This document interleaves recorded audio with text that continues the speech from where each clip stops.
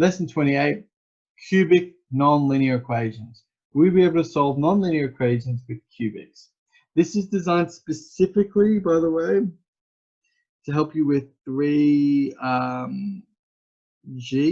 which is one that I briefly spoke to you guys about how to do already. But I didn't talk to you guys about cubics. Now, the only reason I'm talking to you guys about cubics is because it's, it's just a little bit different. A little bit, not a lot. Let's go look at this guy. 84 take away g cubed divided by 3 equals 8. Now, looking at this question, have a think to yourself first. What should we undo? What should be the first thing we undo? The 3. If you thought to yourself, I think we should undo this divide by 3 first, then you were right. We're going to undo that divide by 3 by multiplying both sides by 3. That cancels that divide by 3, which gives you 84 minus g cubed equals 8 times 3, 24. Now, this next bit is a little bit, it's not confusing, but it actually gets some students a bit stuck. I'm sure a lot of you guys are fine, but what should I undo now? Can someone actually say in chat or out loud, what should I undo now to try and get g cubed by itself? The 84. How do I undo the 84, Emily? By minusing it on both sides. Good. We need to minus this 84 from both sides. Now, the reason people get confused is because normally that 84 doesn't have a sign. So the first reason people get confused, obviously Emily didn't, is because there's no plus sign here, but you have to infer there's a plus sign. The other reason is because it's just going to leave this negative g cubed, but that's okay. 24 minus 84, well, that's going to push us into the negatives. It's going to push us down into negative 60. The advantage of dealing with a negative here is I've got a negative on the left, negative on the right. They can just disappear. I can just cancel both of those. Now, I will point out you can't do the square root of a negative. You can't do the square root of negative 5. That's not allowed. You can do the cubic root of negative 5 though. Cubic roots, that's okay for negatives. A square root, that's not okay. Now, when we do this, we're going to do g is going to be the cubic root of 60. Now, on your calculator, to do this, on my calculator, I have a button that has an x. I would normally type in 3.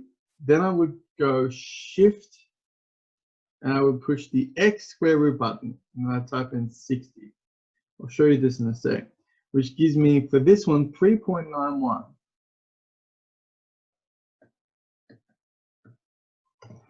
If you guys don't know how to do the cubic root on your calculator, then that's what you need to do. Richard nailed it, perfect.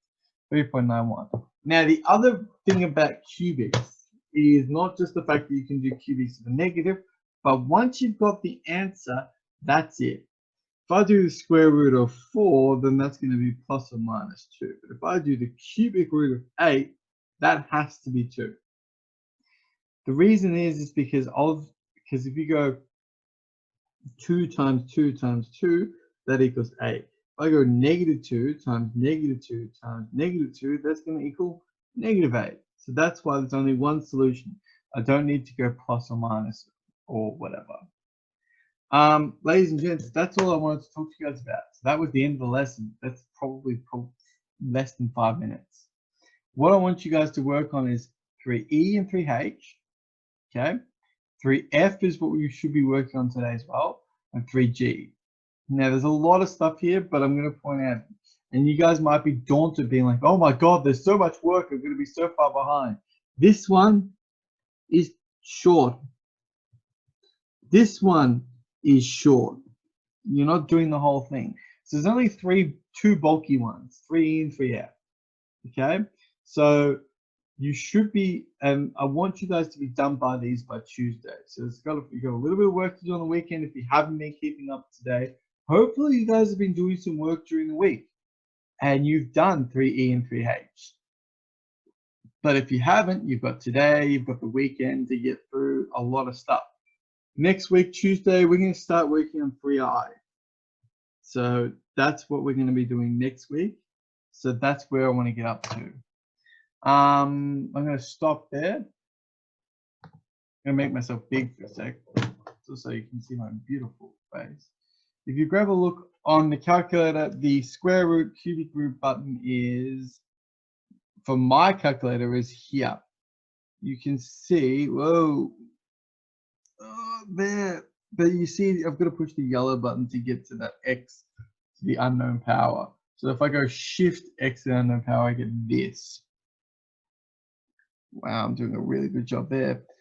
But that won't work. I've got to go like 3, and then I go x to the unknown power. And that will take a cubic root of something, whatever.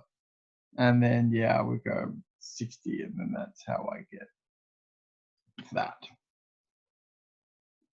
All right, cool.